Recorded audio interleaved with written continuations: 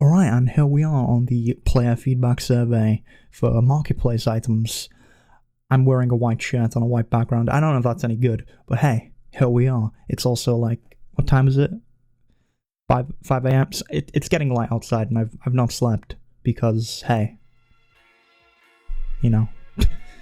Okay, so I've went over this a few times and I want to actually just give my own opinion, and feel free to play along with me in the comments as we go through all of these. But I have quite a few opinions to give on this, so we'll see what you all think as well. Alright, let's read this. Dear players, we need your opinion. Underneath you will find a list of categories/items. We'd like to know if you feel like they would be paid to win or not. I've got a lot that I want to say here, and it's gonna be difficult because the stuff there is cosmetic that I have some opinions on, but we'll get to it in a moment. We've seen many different opinions on this topic in the past. One player may only consider tonics that boost your speed when completing certain tasks as pay to win, while for another certain amounts also belong in this category. So please take a few moments to fill out the survey. It should take less than 5 minutes to complete. This video will take more than 5 minutes, I guarantee that. Anyway, they'll enjoy reading the responses diligently. Hopefully they see this video and, you know, I can provide some value of some kind. Anyway, number 1. How much does purchasing time-saving items such as tonics that boost your speed in certain tasks like crafting for credits influence your perception of a game as pay to win? And then we have a few options: highly pay to win, somewhat pay to win, neutral, not really pay to win, definitely not pay to win. Now, this one is actually a little bit of a funny one, because if it's just for crafting and it's just boosting the speed, I'm trying to think in which scenario this would really matter to me.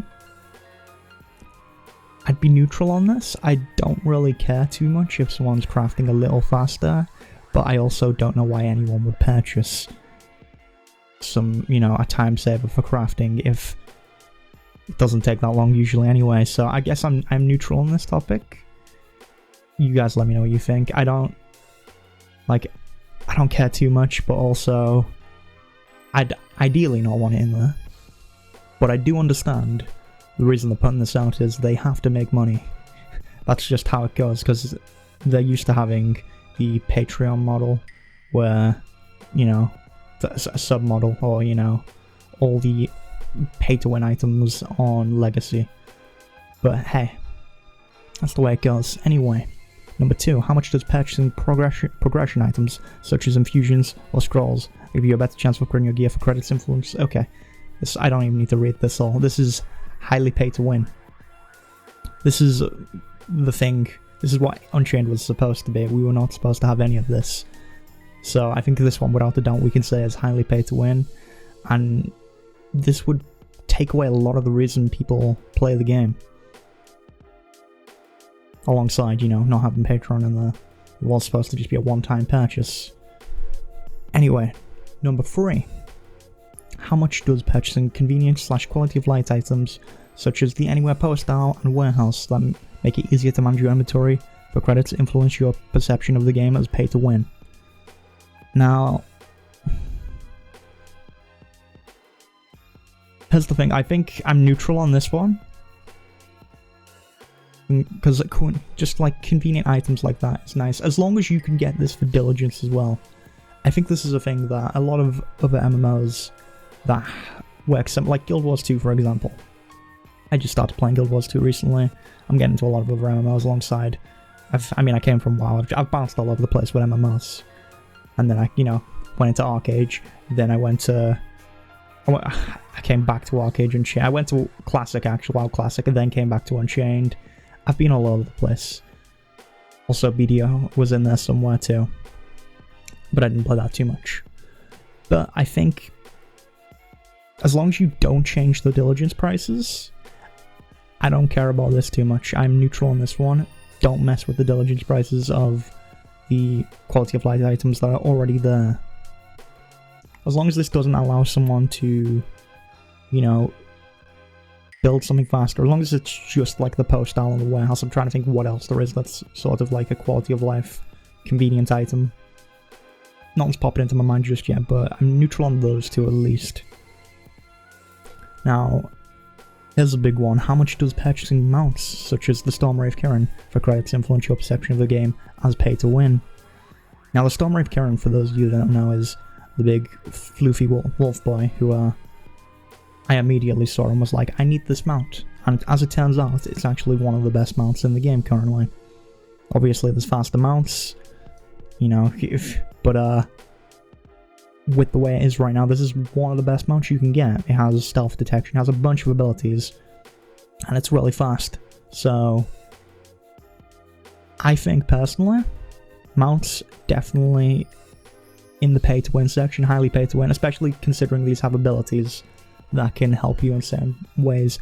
I also think if you look at games like World of Warcraft, for example right now, like retail in World of Warcraft, a big part of that game is going back and collecting items like mounts, toys, pets, those kinds of things. That's a big part of the game, and I think this is something Archeage is missing. So I think even like there's so many mounts in the Diligence store, and I feel like there should be more in the world that you can collect in some form.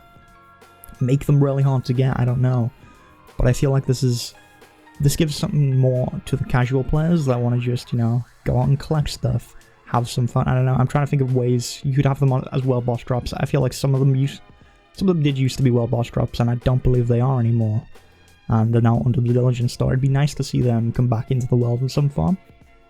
Maybe have them drop in dungeons as well as like a really rare drop, kind of like how WoW does as well. I think that would be a really neat way to do things, because it would give people more of an incentive to just go out and collect, and they'd spend more time actually in the game rather than just, you know, coming on to get their Diligence, go off, and that kind of thing. So I'm going to put this under highly pay to win, mostly because of the abilities, and I don't want mounts being purchased for credits. How much does purchasing pets, such as the Squire, for credits influence? Again, this is the same thing as the mounts. I think they could really benefit from having these pets in-game as well. Have them as drops somewhere. I'm trying to think where else. Maybe just have like, even have like very rare mobs somewhere that drop them. I think that'd be really cool. So, again, gonna put that under highly pay to win. And then we have how much does purchasing the inventory management items such as expansion scrolls that increase your bag size for credits influence your perception of a game as pay to win? Now, I feel like as long as they don't change the way it's done right now, and there's no way that people can, you know, it's as long as you still get them in the Arch Pass and you can still pay for them with Diligence, and, you know, buy them off the auction. Or at least the Diligence ones. That's something I should point out. If you're gonna do something like this, they are bound. They should be bound. In no way should they be able to be sold for gold. Any in here that you decide to put in, make them bind. That's gotta be something that's in the game. Because if not, I'm sure there will be riots. I mean, the Discord is already a riot most of the time anyway, so... Anyway, I'm gonna say somewhat pay to win on this one. Because I much prefer just grabbing them from the Arch Pass and Diligence and getting them off the auction. They've even actually, with this Arch Pass, made it so the ones that you get in the Arch Pass bind so people with multiple accounts can't sell them on the auction.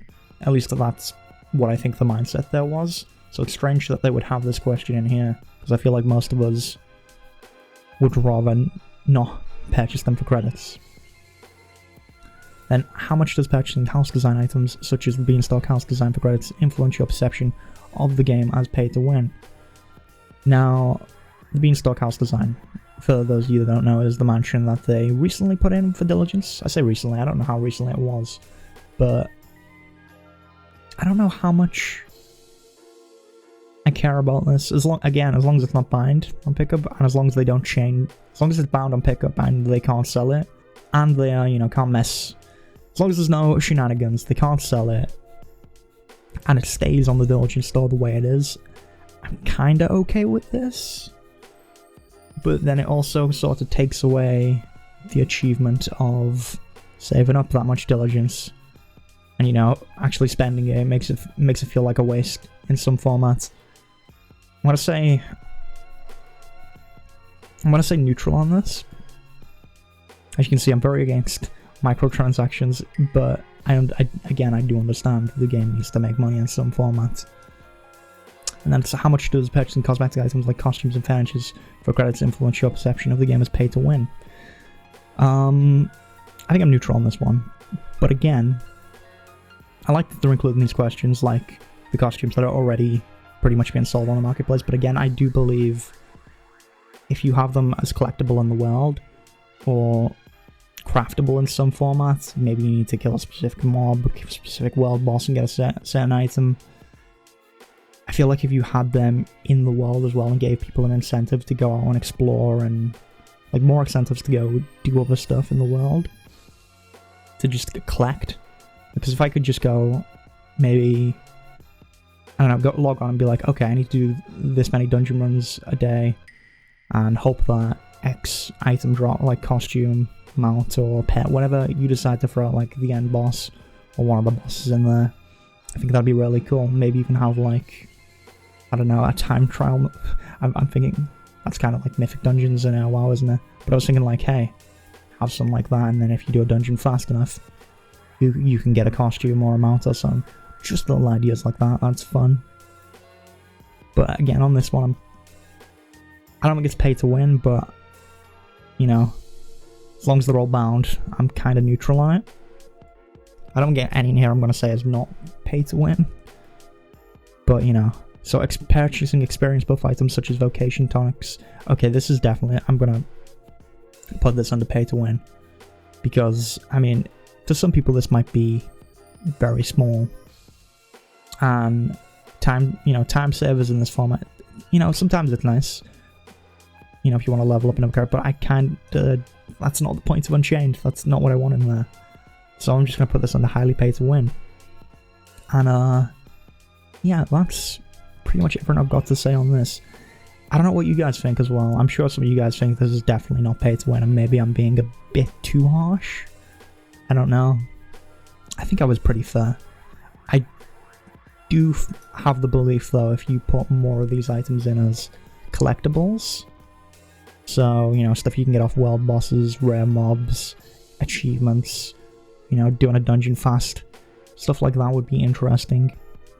I think that'd be a really cool way of giving us more things to do in the world.